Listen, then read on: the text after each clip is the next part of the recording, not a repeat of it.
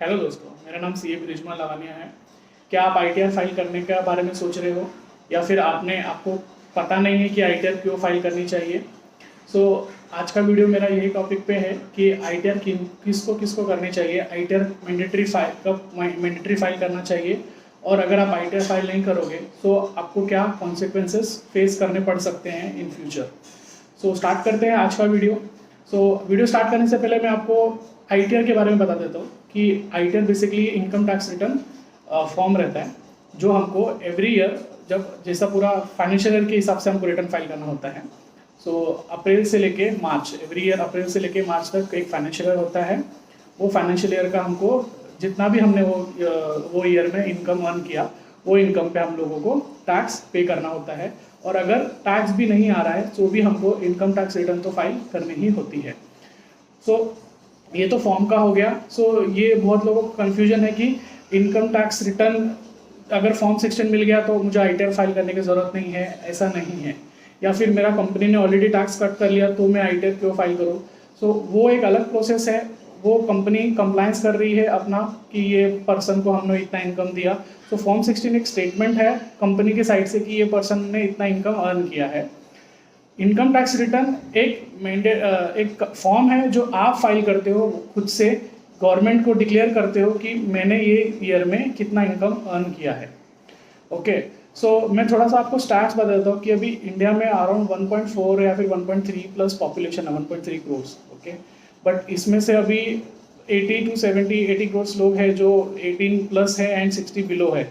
But फिर भी इसमें भी बहुत लोग हैं कि सिर्फ 8 to 9 करोड़ लोग ही रिटर्न फाइल कर रहे हैं। ये नंबर्स बहुत कम हैं एंड इसमें से सिर्फ 1% लोग हैं जो टैक्सेस पे करते हैं। बाकी लोग तो टैक्सेस भी पे नहीं कर रहे हैं। ये तो थोड़ा फैक्ट्स हो गया। एंड अभी चलते हैं कि मैंडेटरी आईटीआर फाइलिंग किसके लिए है। Who should file ITR?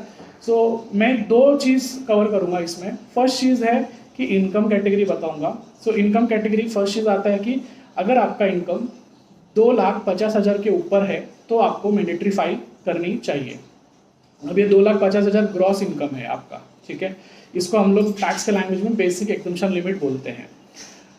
ये तो आपका इनकम कैटेगरी हो गया। अभी दूसरा है, लास्ट ईयर गवर्नमेंट ने 3 चीज़ें और इंसर्ट की है जो इनकम को लेके नहीं है, जो एक्सपेंसेस को लेके हैं।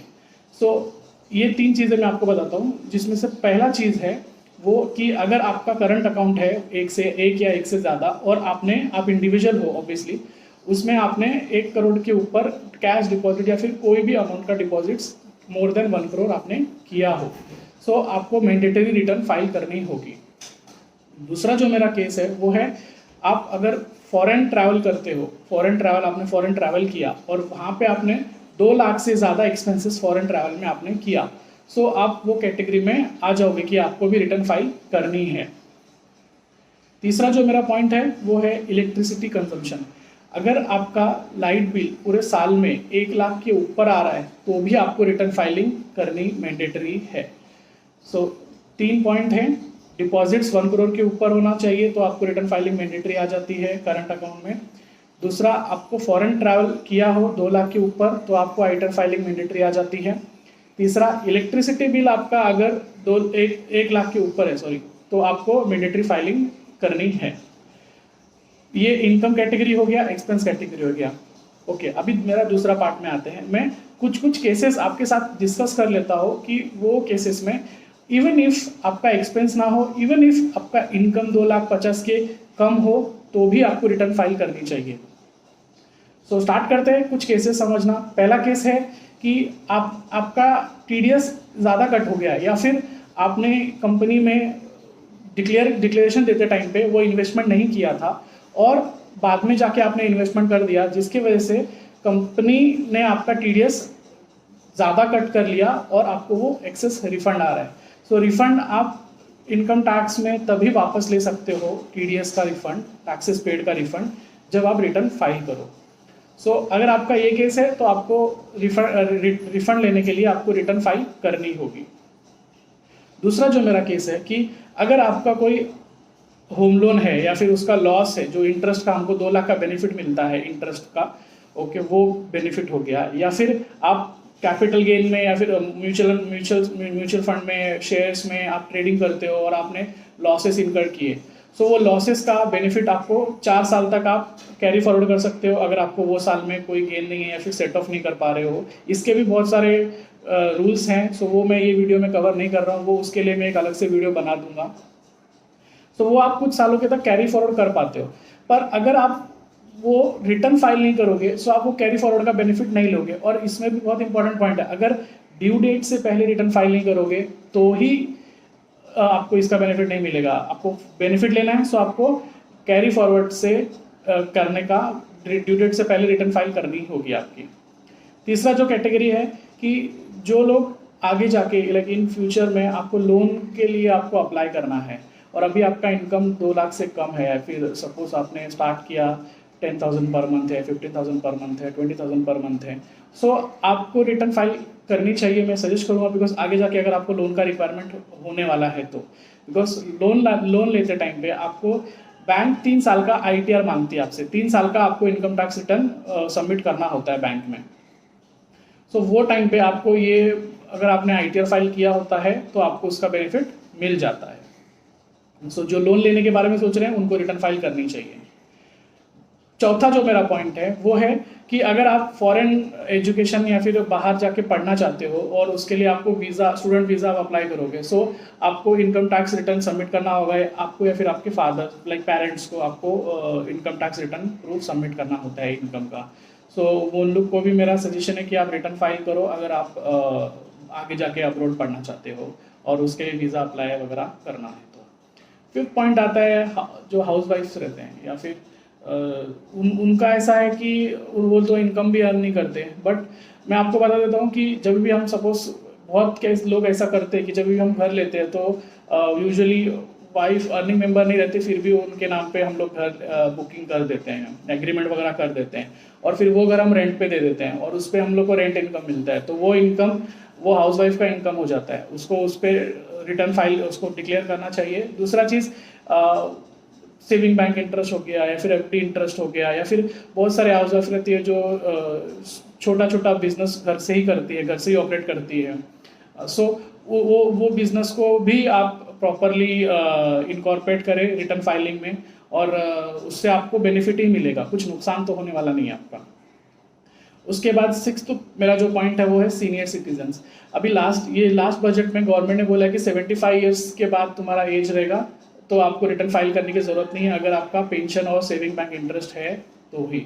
सो वो एक रिलीफ दे दिया है। बट जो 60 to 75 कैटेगरी में आते हैं या फिर जो बिजनेस कर रहे हैं ओके, या फिर जिनको पेंशन आ रही है या फिर उनको बैंक में FDs है उस पर उनका इंटरेस्ट मिल रहा है, और कभी कभी क्या होता है आप भूल जाते हो फॉर्म 15 सबमिट करना बैंक में, जिसके वजह से आपका बैंक TDS कट कर देती है।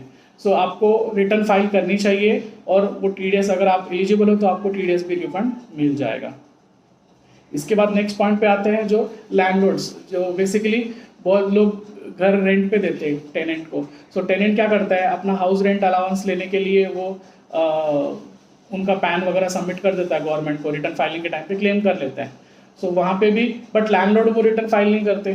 सो ये मिसमैच हो रहा है, गवर्नमेंट को हाफ डेटा जा रहा है। सो इन फ्यूचर आपको इसमें प्रॉब्लम हो सकती है कि अगर आप रेंट ले रहे हो तो आप वो रेंट का प्रॉपर रिटर्न फाइलिंग करो उसमें। यहाँ पे एक और केस आ जाता है कि अगर आप रेंट 2,40,000 के ऊपर आपको कोई रेंट पे कर रहा है तो वो आपका 10% TDS भी कट करेगा। तो वो TDS को भी आप रिफंड तभी ले पाओगे जब आप रिटर्न फाइलिंग करोगे। उसके बाद जो मेरा 8th पॉइंट आता है वो एक इनकम रेंज है, जो बहुत लोगों को कन्फ्यूजन रहता है कि अगर मेरा इनकम 2,50,000 के ऊपर है और 5 लाख से नीचे है तो मुझे तो टैक्स ही नहीं आएगा, तो फिर मैं रिटर्न क्यों फाइल करूँ। पर ऐसा नहीं है। जैसे मैंने पहले ही बताया कि income tax return filing mandatory हो जाता है अगर आपका इनकम 2,50,000 के ऊपर है।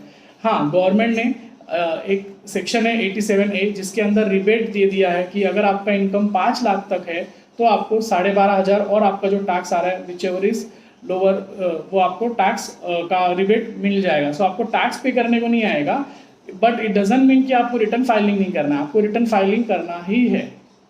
और अगर आप ये नहीं करोगे विद इन ड्यू डेट तो इस पर पेनल्टी भी लगती है कि अगर आपका इनकम 2,50,000 के ऊपर है, आपको पेनल्टी में रिबेट नहीं मिलेगा, फिर टैक्स में रिबेट मिल जाएगा, बट पेनल्टी आपको पे करनी ही पड़ेगी।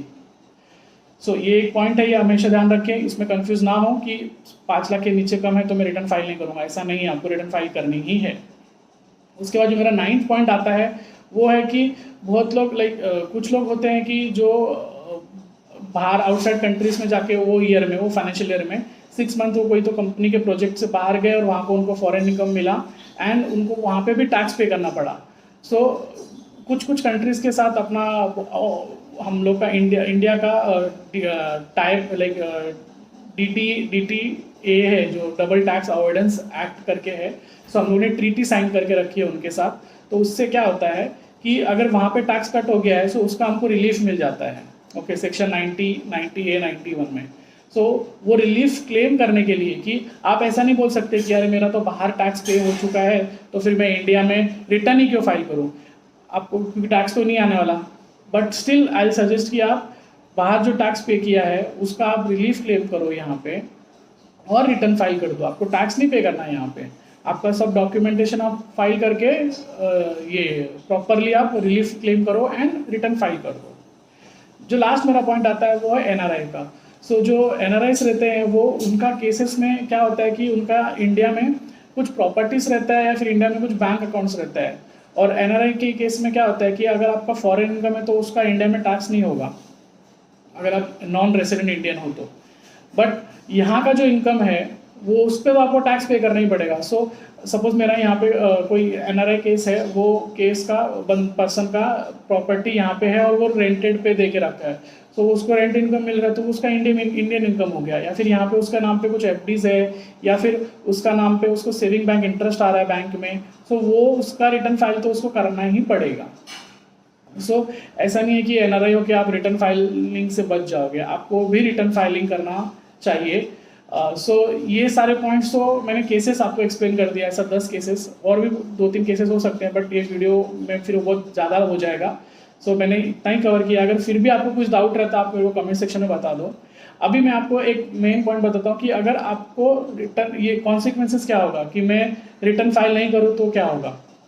सो अगर आप टाइम पे रिटर्न नहीं फाइल करोगे तो आपको सेक्शन 234F के अंदर 10,000 तक पेनल्टी लग सकती है।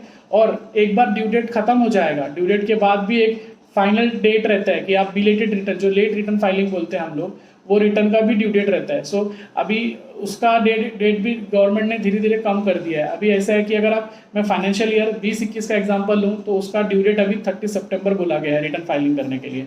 तो 30 सितंबर से आपको पहले आप फाइल करोगे, आपको कोई पेनल्टी, कोई ये नहीं लगेगा, आपको लेट फीस वगैरह कुछ नहीं लगेगा।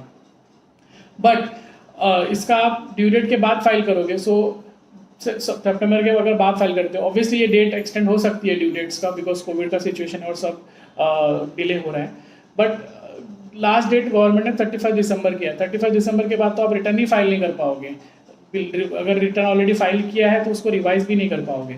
तो एक फाइनल डेट रहता है, government year two year basis पे उसको बढ़ा सकता है, ये साल भी वो इंक्रीज कर सकता है, चांसेस है कि बढ़ जाएगा। बट ये है कि एक बार वो डेट खत्म हो गया ना वो साल का, फिर आप वापस जाके फाइल नहीं कर सकते। पहले ऐसा होता था कि लोग बैक डेटेड रिटर्न फाइल कर लेते थे, अभी वो चीज़ बिल्कुल बंद हो गई है। सारा चीज़ आपको ऑनलाइन है। अगर कोई आपको बैक डेटेड बोल भी रहा है तो आपको मिसलीड कर रहा है, आप उसके वो चीज़ों पे ध्यान ना दें, प्रॉपर टाइमली रिटर्न फाइल करें। और आपको ये इनकम टैक्स रिटर्न फाइलिंग पे मेरा ये वीडियो अच्छा लगा, सो प्लीज़ ये वीडियो को लाइक कीजिए, मेरा चैनल को सब्सक्राइब कर लीजिए। आपको कौन सा पार्ट अच्छा लगा या फिर कौन सा फीडबैक देना है तो मुझे कमेंट सेक्शन में लिख के बताइए।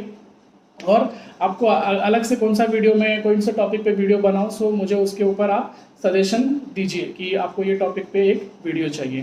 Thank you for this video, thank you for watching this video.